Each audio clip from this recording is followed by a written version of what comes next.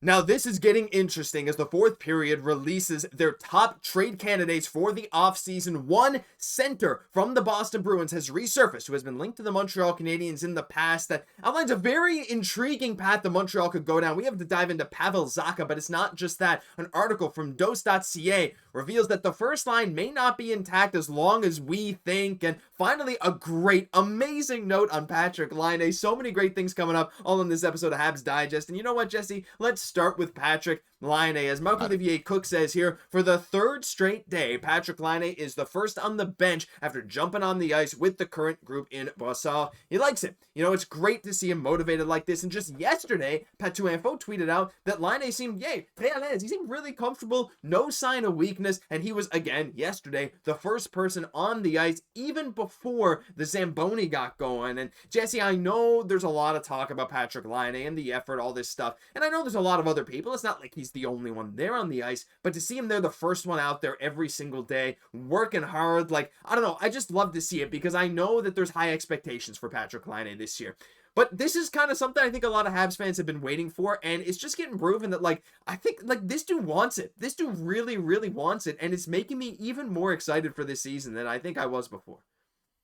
For sure. And Patrik Laine and Cayden Guhle are two players that I expect to have even improved levels of play next year. I think probably for different reasons. But that being said, I think two players that for what different reasons are looking motivated, Josh. And I'm just hoping, like, I'm not hoping against hope here with Laine. Like, I'm hoping he's not just getting my expectations up because, like, the size is there at 6'4", 2'8". Like, you know how many players, like, you know, Lane Hutson goes to bed every night to dream, and Lil John Mooney, like, do you know the damage that man could do on the ice at 6'4", 2'8"? Like, he's got the size, he's got the skill, but it just, if you bring in like that willpower into the equation, that's literally the only thing missing for Patrik Laine at this point. So again, just so amazing to see him showing up early to camp. And again, you have to feel like this is the effect of the Montreal Canadiens, of like so many players right now practicing, you know, whether it's Suzuki, whether Caufield, Demidov, we got the Xhekaj brothers there.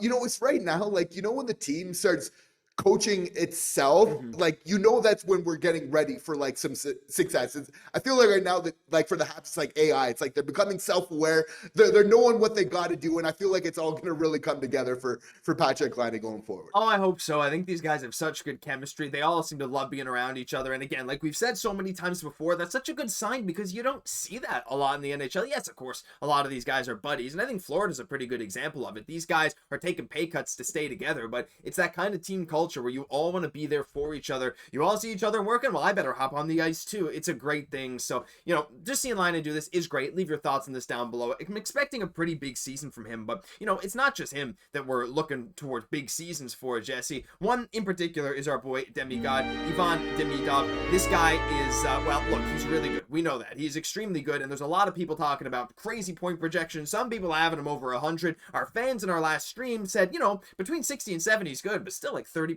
of people had him over 70.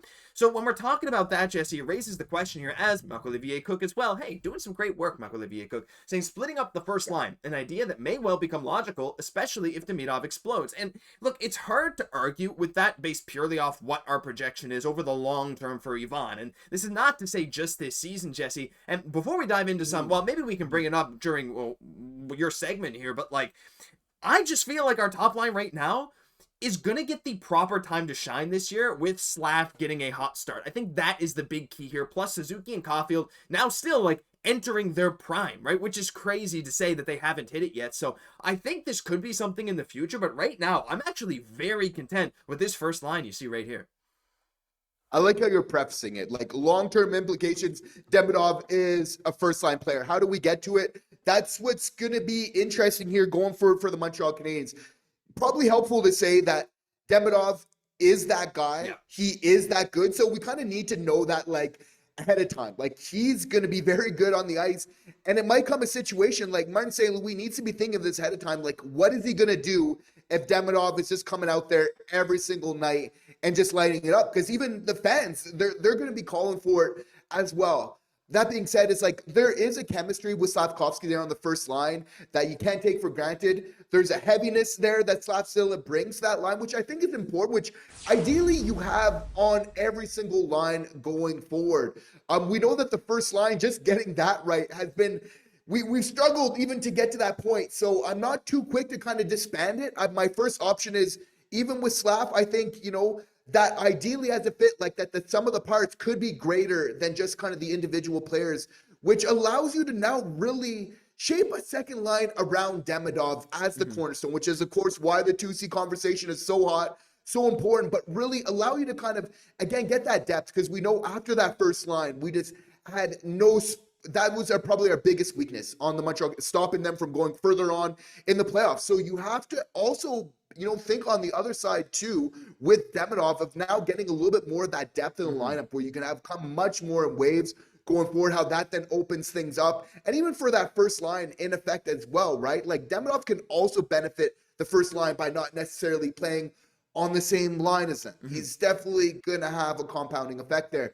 But again, this is going to be very interesting going forward to really monitor this, because it says you can't bet against Demidov. No. Just like, I think whatever you think he's going to do, we hate to say, but like he's going to excel, surpass your expectations. So it's just a matter of time. But I believe that there's value in the chemistry we have at that first line. We need to see how that shakes out here. Yeah, I completely agree. And again, just a reminder for those of you that didn't realize how good this first line was last year, in terms of all of the forward lines in the NHL, Slafkovsky, Suzuki, Caufield was third in total expected goals for. Now, their expected goals percentage, not as high as some of these others, but again, part of it is because they played 705 minutes together. They were one of the only 9 lines in the league that played over 600 minutes together, something like that. And they were third among all forward lines in expected goals for. They were 8th in expected goals per 60 minutes of all lines that played at least 400 minutes in the NHL this year. So like, that chemistry is there. Their advanced analytics look good. When they're on the ice, they're generating a lot of chances. And again, like you said, Jesse, like other teams had to send out their first lines against our first line. But again, when they could, maybe score better at the depth ranks, that's where Montreal got punished a little bit. Because, our first line is great, and if we can get some extra support, it would be awesome. Leave your thoughts, though, on when you think Yvonne could take that jump and go onto that first line, because maybe it is sooner than later. It's definitely a fun point of discussion. But the final thing today, Jesse, we got to move on to, again, the second line. We're talking about depth. We're talking about potential 2C. Now, again, this guy, to me, and I think we kind of agreed, not plan A, but pretty good. And this is one thing that I wanted to bring up, because the fourth period, linked down below their new list of trade targets, they mentioned Pavel Zacha. The Bruins explored the trade market on Zacha during the season, and there's belief out there that Boston is looking, again, at moving him. His 10-team no trade turned into an 8-team on July 1st, so he does have some say in where he ends up. If dealt, he has 2 years remaining on his contract, and his 2 years at about $4.75 million. And honestly, Jesse, that's not that bad for his production, especially with a rising cap. But not only 47 points in 82 games,